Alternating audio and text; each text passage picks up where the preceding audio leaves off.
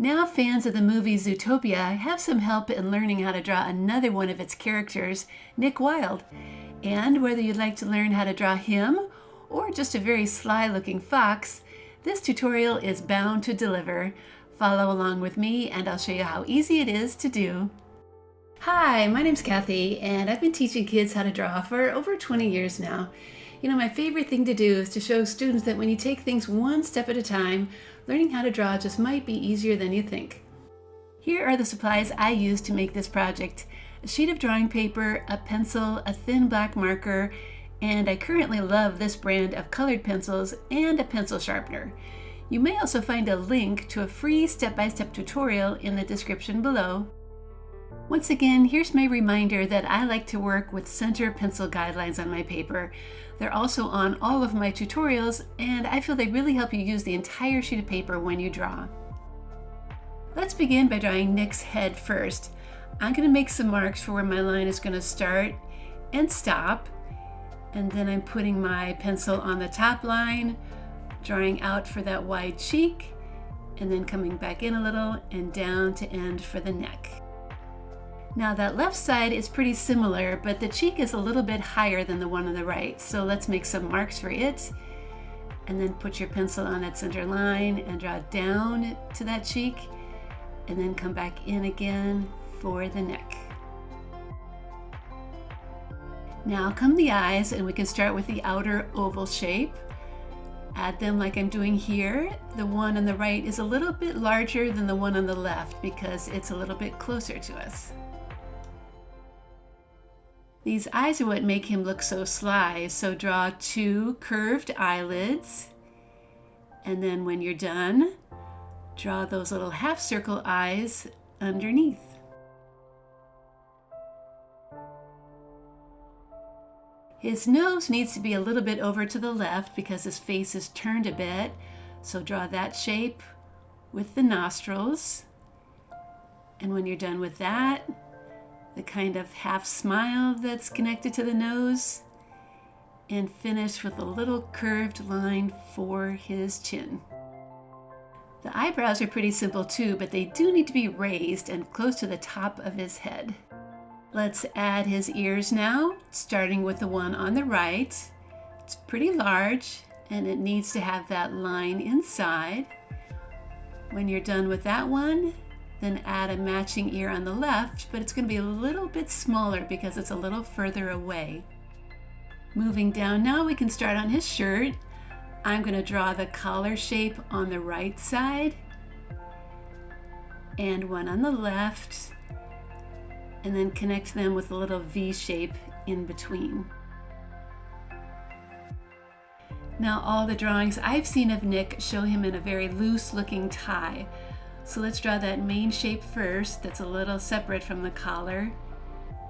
And when you're done, then connect it with those lines on the side.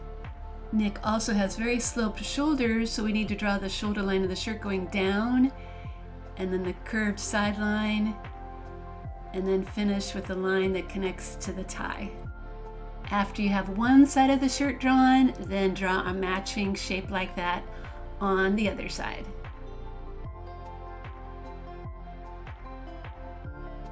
His sleeves are pretty much just a continuous line down from the shoulders, and then it's pretty easy to add that elbow before we go to the other side and draw that shirt sleeve and that elbow. Now come Nick's pants.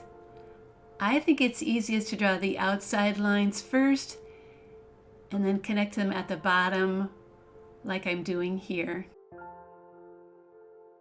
It's time to add some feet now. I'm going to start with the one on the right, begin with the ankle and the big round toe shape that goes off to the right side.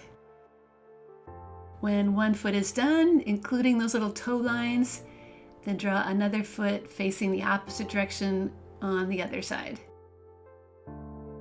Let's add his big bushy tail now, starting with a curve on the top and a point, and then another swooping curve underneath. Now, unless you'd like to add more details, it's time to get out that thin black marker and start carefully going over all of our pencil lines so we can see them really well. After the tracing is done, then I recommend taking a minute to erase any pencil lines that might still be showing.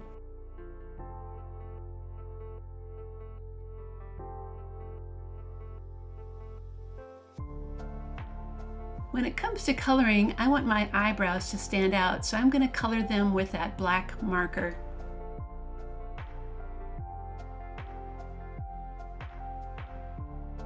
The shading part of our drawing now is going to happen in 3 steps. I'm going to begin with that brown pencil crayon and color the inside of the ear and the tips, and then the chin shape and the end of the tail. And I'm just coloring lightly so they get a nice light brown color in all 3 of those areas.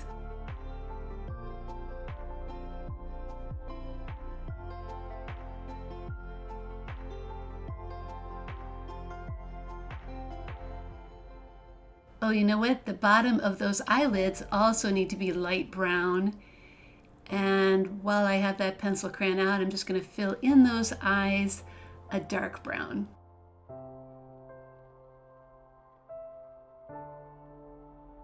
Step 2 of our shading is creating a dark brown with that same pencil crayon and just pressing harder on the tips of the ears and on the end of the tail.